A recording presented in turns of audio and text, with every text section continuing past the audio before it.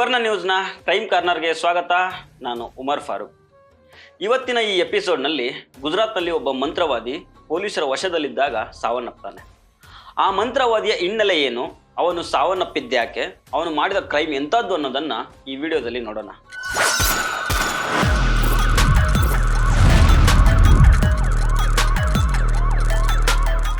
ಅದು 2021 ಆಗಸ್ಟ್ ತಿಂಗಳು ಅಹಮದಾಬಾದ್ನ ಅಸ್ಲಾಲಿ ಅನ್ನೋ ಒಂದು ಪ್ರದೇಶದಲ್ಲಿ ವಿವೇಕ್ ಅನ್ನುವವರ ಡೆಡ್ ಬಾಡಿ ಪತ್ತೆ ಆಗುತ್ತೆ. ಪೋಸ್ಟ್ ಮಾರ್ಟಮ್ ರಿಪೋರ್ಟ್ನಲ್ಲಿ ಈ ವಿವೇಕ್ ವಿಷಪ್ರಾಶನದಿಂದ ಸಾವನ್ನಪ್ಪಿದ್ದಾರೆ ಅನ್ನೋದು ತಿಳಿದು ಬರುತ್ತೆ. ಇದರಿಂದಾಗಿ ಎಚ್ಚೆತ್ತುಕೊಂಡ ಆತನ ಸಹೋದರ ಜಿಗರ್ ವಿವೇಕ್ ಸಾವಿನ ತನಿಖೆಯನ್ನು ನಡೆಸುವಂತೆ ಪೊಲೀಸರಿಗೆ ದೂರನ್ನು ಕೊಡ್ತಾರೆ. ಆದರೆ ಯಾವ ಪ್ರಯೋಜನವೂ ಆಗೋದಿಲ್ಲ. ಇದರಿಂದಾಗಿ ತನ್ನ ಸಹೋದರನ ಸಾವಿನ ಜಾಡನ್ನು ಕಂಡುಹಿಡಿಯುವುದಕ್ಕೆ ಜಿಗರ್ ಖುದ್ದು ಅಖಾಡಕ್ಕೆ ಇಳಿತಾರೆ, ತನಿಖೆಯನ್ನ ಆರಂಭ ಮಾಡ್ತಾರೆ. ವಿವೇಕ್ ಸಾಯೋದಕ್ಕೂ ಮೊದಲು ಚೌಡಾ ಅನ್ನೋ ವ್ಯಕ್ತಿ ಜೊತೆ ನಿರಂತರ ಸಂಪರ್ಕದಲ್ಲಿದ್ರು ಅನ್ನೋ ಮಾಹಿತಿಯನ್ನ ಕಲೆ ಹಾಕ್ತಾರೆ. ಇನ್ನೂ ಒಂದು ಹೆಜ್ಜೆ ಮುಂದೆ ಹೋಗೋ ಜಿಗರ್ ಆ ಚೌಡಾ ಅನ್ನೋ ವ್ಯಕ್ತಿಯ ಕಾರಿಗೆ ತಾನೇ ಡ್ರೈವರ್ ಆಗಿ ಸೇರ್ಕೊಳ್ತಾರೆ. ನಂತರ ಚೌಡಾನ ಚಲನವಲನಗಳನ್ನ ಗಮನಿಸೋದಕ್ಕೆ ಶುರು ಮಾಡ್ತಾರೆ. ಎಲ್ಲಾ ರೀತಿಯ ಮಾಹಿತಿಗಳನ್ನ ಸಂಗ್ರಹ ಮಾಡಿಟ್ಕೊಳ್ತಾರೆ.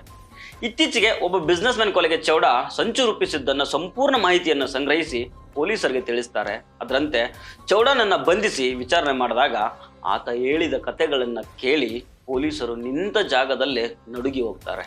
ಎಸ್, ಚೌಡಾ ಸಾಮಾನ್ಯ ಮನುಷ್ಯನಾಗಿರಲಿಲ್ಲ. ಸೇಮ್ ಈತನ ಕತೆ ಸೈನೈಡ್ ಮಲ್ಲಿಕಾ ಕತೆಗೆ ಹೋಲುತ್ತೆ. ಒಂದು ಲೆಕ್ಕದಲ್ಲಿ ಆಕೆಗಿಂತಲೂ ಖತರ್ನಾಕ್ ಇವನು. ಗುಜರಾತ್ನ ಸುರೇಂದ್ರ ನಗರ ಜಿಲ್ಲೆಯ ವದ್ವಾನ್ನಲ್ಲಿ ಈತನ ಆಶ್ರಮ ಇರುತ್ತೆ. ಈತ ತನ್ನನ್ನು ತಾನು ಮಾಂತ್ರಿಕ ಅಂತಲೇ ಕರ್ಕೊಳ್ತಾ ಇರ್ತಾನೆ. ತನಗೆ ಮಂತ್ರ ತಂತ್ರದಂತಹ ವಿದ್ಯೆ ಗೊತ್ತು, ಹಣ ಡಬಲ್ ಮಾಡೋ ವಿದ್ಯೆ ಗೊತ್ತು, ಶತ್ರುಗಳನ್ನು ನಾಶಪಡಿಸೋ ಶಕ್ತಿ ಕೂಡ ಇದೆ ಅಂತ ಜನರನ್ನ ನಂಬಿಸಿ ಮರುಳು ಮಾಡ್ತಾ ಇರ್ತಾನೆ. ನಂಬಿದ ಜನರು ಇವನು ಬಳಿ ಪೂಜೆಗೆ ಅಂತ ಕುಳಿತಾಗ ಅವರಿಗೆ ನೀರಿನಲ್ಲಿ ಕರಗಿಸಿದ ಸೋಡಿಯಂ ನೈಟ್ರೇಟ್ ಕುಡಿಯೋದಕ್ಕೆ ಕೊಡ್ತಾ ಇದ್ದ. ಇದನ್ನು ಕುಡಿದ ಕೇವಲ 10 ರಿಂದ 15 ನಿಮಿಷಗಳ ಒಳಗೆ ಜನರು ಹಾರ್ಟ್ ಅಟ್ಯಾಕ್ಗೆ ಒಳಗಾಗಿ ಪ್ರಾಣವನ್ನು ಕಳೆದುಕೊಳ್ತಾ ಇದ್ರು. ನಂತರ ಅವರ ಬಳಿ ಇದ್ದ ಹಣ ಆಭರಣ ಎಲ್ಲ ದೋಚ್ಕೊಂಡು ಈ ಮಾಂತ್ರಿಕ ಚೌಡಾ ಪರಾರಿಯಾಗ್ಬಿಡ್ತಿದ್ದ. ಇದೇ ರೀತಿ ಇವನು ಕೊಂದಿದ್ದು ಬರೋಬ್ಬರಿ 12 ಜನರನ್ನ. ಈ ವಿಚಾರವನ್ನ ಅವನೇ ಪೊಲೀಸರ ಮುಂದೆ ಒಪ್ಕೊಳ್ತಾನೆ. ಈ ಮಾಂತ್ರಿಕ ಚೌಡಾ ನರಾಧಮರಲ್ಲೇ ಅತಿ ಭೀಕರ ನರಾಧಮ ಆಗಿದ್ದ. ಯಾಕಂದ್ರೆ ಇವನು ತನ್ನ ಕುಟುಂಬಸ್ಥರನ್ನೇ ಬಿಟ್ಟಿರೋದಿಲ್ಲ. 14 ವರ್ಷದ ಹಿಂದೆ ತನ್ನ ಅಜ್ಜಿಯನ್ನ ಸಾಯಿಸಿದ್ದ. 1 ವರ್ಷದ ಹಿಂದೆ ತನ್ನ ತಾಯಿ ಹಾಗೂ ಚಿಕ್ಕಪ್ಪನನ್ನೇ ಕೊಂದು ಬಿಸಾಡಿದ್ದ.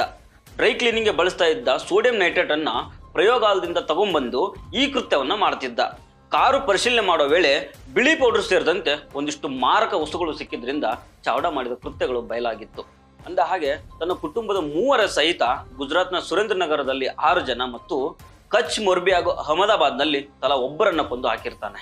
ಈ ಚೌಡಾನ ಕ್ರೈಮ್ ಡೈರಿಯನ್ನ ಈಗ ಯಾಕೆ ತೆರೆದಿಡಬೇಕಾಯ್ತು ಅಂತಂದ್ರೆ, ಕೊಲೆಯ ಪ್ರಕರಣದಲ್ಲಿ ಇವನನ್ನ ಬಂಧಿಸಲಾಗಿತ್ತು. ಅಂದ್ರೆ ಪೊಲೀಸ್ ವಶದಲ್ಲಿದ್ದ ವೇಳೆಯಲ್ಲೇ ಚೌಡಾ ಪ್ರಾಣವನ್ನು ಕಳೆದುಕೊಳ್ತಾನೆ. ಡಿಸೆಂಬರ್ 3ನೇ ತಾರೀಕಿಗೆ ಒಬ್ಬ ಬಿಸ್ನೆಸ್ ಮೆನ್ನ ಮರ್ಡರ್ ಮಾಡೋ ಪ್ಲಾನ್ ನಡೆದಿರುತ್ತೆ. ಅನ್ನೋದು ಸಮೇತ ನಾನು ಹೇಳಿದ ಜಾಗಕ್ಕೆ ಬಂದ್ರೆ ಮಂತ್ರದ ಮೂಲಕ ಡಬಲ್ ಮಾಡ್ಕೊಡೋದಾಗಿ ಚೌಡಾ ನಂಬಿಸಿರ್ತಾನೆ. ಈ ವಿಷಯ ಅವತ್ತು ಆ ಸಹೋದರನ ಸಾವನ್ನ ತನಿಖೆ ಮಾಡೋದಕ್ಕೆ ಡ್ರೈವರ್ ಆಗಿ ಕೆಲಸಕ್ಕೆ ಸೇರ್ಕೊಂಡಿದ್ದ ಜಿಗರ್ಗೆ ಗೊತ್ತಾಗ್ಬಿಡುತ್ತೆ. ಇದರಿಂದಾಗಿ ಜಿಗರ್ ಈತನ ಅಸಲಿಯತ್ತನ್ನ ಪೊಲೀಸರ ಮುಂದೆ ಸಾಕ್ಷಿ ಸಮೇತ ಬಿಚ್ಚಿಡ್ತಾರೆ. ಪೊಲೀಸರು ಚೌಡಾನನ್ನ ಅರೆಸ್ಟ್ ಮಾಡ್ತಾರೆ.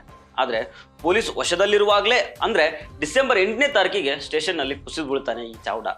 ತಕ್ಷಣ ಆಂಬುಲೆನ್ಸ್ ನಲ್ಲಿ ಸರ್ಕಾರಿ ಆಸ್ಪತ್ರೆಗೆ ಕರ್ಕೊಂಡು ಹೋಗ್ತಾರೆ. ಆದ್ರೆ ದಾರಿಯಲ್ಲೇ ಚೌಡಾ ಪ್ರಾಣ ಕಳ್ಕೊಳ್ತಾನೆ. ಸಾವಿಗೂ ಮುನ್ನ ಪೊಲೀಸರ ಮುಂದೆ ತನ್ನ ಕ್ರೈಮ್ ಡೈರಿಯನ್ನ ಎಳೆಯಾಗಿ ಬಾಯ್ಬಿಟ್ಟಿರ್ತಾನೆ. ಒಟ್ನಲ್ಲಿ ಮಾಟ ಮಂತ್ರದ ಹೆಸರಿನಲ್ಲಿ ಮಾತಲ್ಲೇ ಇಂದ್ರ ಚಂದ್ರ ತೋರಿಸ್ತೀನಿ ಅಂತ ಅಮಾಯಕರನ್ನ ನಂಬಿಸ್ಕೊಂಡು ಅವರಿಂದ ಹಣ ಆಭರಣ ದೋಚ್ಕೊಂಡಿದ್ದಷ್ಟೇ ಅಲ್ಲದೆ ಕೊಲೆ ಕೂಡ ಮಾಡ್ತಿದ್ದ ಪಾತಕಿ ಪೊಲೀಸ್ ವಶದಲ್ಲಿದ್ದಾಗಲೇ ಪ್ರಾಣ ಕಳ್ಕೊಂಡಿದ್ದಾನೆ. ಆದ್ರೆ ಈ ಚೌಡಾ ದಿಢೀರ್ ಹೃದಯಾಘಾತಕ್ಕೆ ಮತ್ತು ಆ ಹೃದಯಾಘಾತದಿಂದ ಆದ ಸಾವಿಗೆ ಕಾರಣ ಏನು ಅನ್ನೋದು ನಿಖರವಾಗಿ ಇನ್ನಷ್ಟೇ ತಿಳಿದು ಬರಬೇಕಿದೆ. ಇದು ಇವತ್ತಿನ ಕ್ರೈಮ್ ಕಾರ್ನರ್. ಮತ್ತೆ ಭೇಟಿ ಆಗ್ತಿರೋಣ. ನಮಸ್ಕಾರ.